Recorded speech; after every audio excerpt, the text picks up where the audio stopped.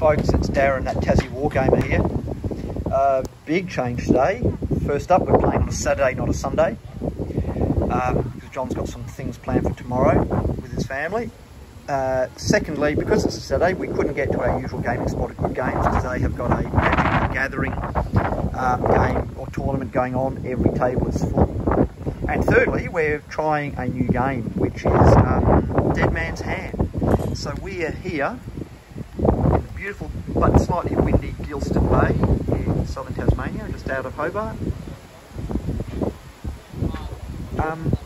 In the sunshine. Well, luckily we're under shade, as you can see here. We've just played our first scenario. These guys, I've just moved them back into the middle.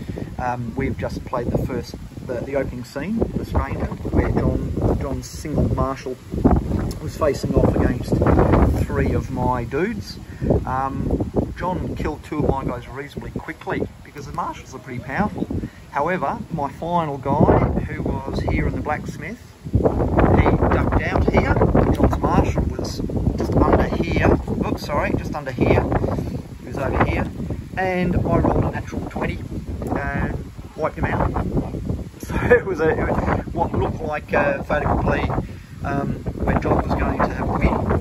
That 20, which is a death, an instant death, worked well for my guys. So unfortunately, the top of my Sarissa building has snapped off here. There was just like the, as you can see on these ones, a big sign in transit, so that'll be glued back on. Haven't finished painting them up, putting the signs on, but we were eager to get a game. We know we wouldn't have been able to play any big games outdoors today, so we thought this would be a great opportunity to try Dead Man's Hand. John's just gone off to get us a coffee, so we're about to play the second scene. It's great that we can actually get some games finished. It takes about half an hour per game. I'll keep you posted on the next one. I'm your boss. Okay. Oh no, you're right. Yeah, I'm just recording as we go through the action, John. So I'm going to fire twice. 4, that's a miss. John and I are into the third scene, or the final scene of this battle, and 14. This is our first game, and we've really enjoyed it. It's quick to play, doesn't use an awful lot of miniatures, just a couple of dice, and some really fast activations. I won the first scene, John won the second scene, and I'm down to 3 miniatures for this closing scene with all his crew, his lawman slowly closing on him. He's also got 2 guys who are just about to appear at the window here, so yeehaw. I'm pretty sure it's going to be a win for the lawman, but who knows, anything can happen in the wild, wild west.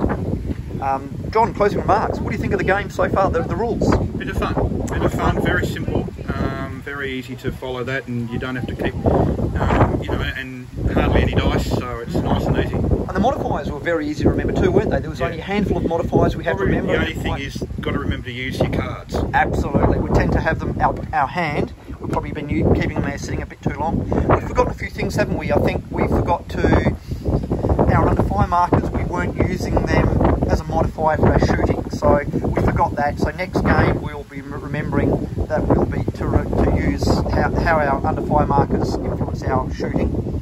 I think that was about it. Yeah. This, John, where is the mat from, by the way? Oh, this is Geek Villain mat. Geek Villain mat, where it was bought. Yeah, it was a desert one, bought for Sudan, and it's making very good use here in the wild, wild west. Anyway, look, I probably won't shoot again before we pack up. So thanks for watching.